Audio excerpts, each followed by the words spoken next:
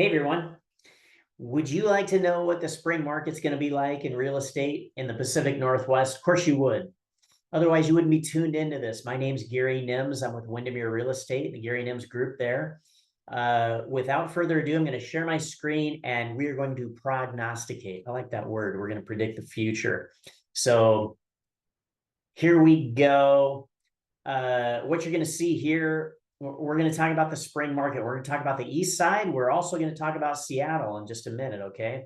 So let me just hide this so that I can create some clarity. And we're going to go through the numbers. We're going to go back to 2021. And if I use our December median closed sales price, we'll come up with a median price that we can all agree on that where the market was at in January 1st, 2021 on the east side. Okay, so when we get to April, median closed sales price was 1.3. So it's a $186,000 difference. That's a 17% increase. And this is kind of our spring market. I don't want to leave May or June out, but this is where we have a real heavy hitting and a particularly frothy market is January to April. So now we're going to unhide those years here. 2022, we had 1.5. We went all the way up to 1.7225. That was our all-time high so far. Well, I'm going to make any predictions yet. So far, we'll stay the course, is our all-time high on the east side for median closed sales price. It's a difference of $193,000, a 13% increase. 2023, we went from 1.3 up to 1.45. And you can see how in this market, the second half of the year, things kind of settle down a little bit, become some opportunities for buyers. Not always.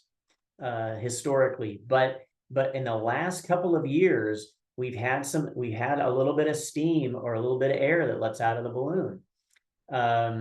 Not sure we're going to see that this year in the second half of the year, but statistically, these last couple of years, we've had that. 2024, 1.4 all the way up, pushing 1.7, which kind of blows my mind because we were at 7%. You come back down here to 2021, and our interest rates were in the threes, okay? But you come up here to, in fact, they were below 3 for some time. But you come up here to 2024, and you come up here to April, we're over 7%. And this is the median closed sales price on the east side. So if we make a prediction, I've got to use November's figures for this prediction because obviously we haven't even hit. We're mid-December right now, so we don't have those median price numbers. But if I use November's figures, 1.537 median closed sales price on the east side, then we could push our all-time high. Okay, I think we're going to hit it. I think we're actually going to go blow past it, is what I think, because interest rates are coming down. But in any case, let's stay the course and we'll keep this thought. That's a difference of 184,000 if we hit a 12% increase. And you can see how I'm taking the low number.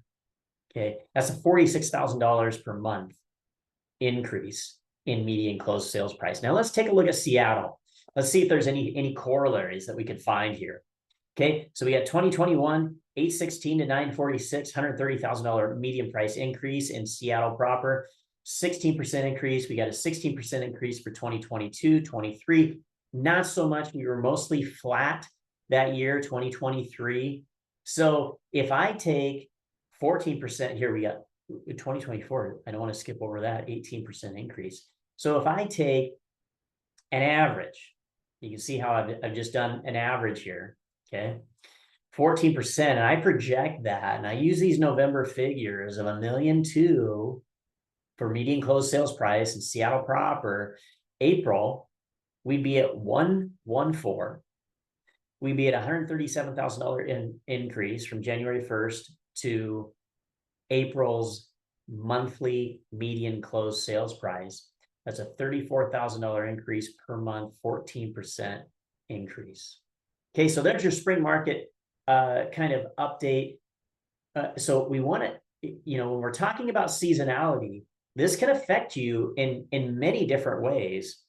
And so it's really important for us to discuss that and talk about how it's going to affect you. It's going to affect you differently if you're a buyer than if you're a seller.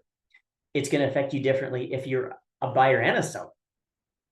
So there's some certain strategies that we need to employ if we're going to be successful in meeting your goals. And for the most part, we want to meet those goals by netting you the biggest return if you're selling, and seeing if we can get you under contract for the lowest price if you're buying.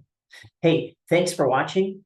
This is probably one of my shorter videos, and you guys are probably all a sigh of relief that it's not I didn't turn it into a podcast.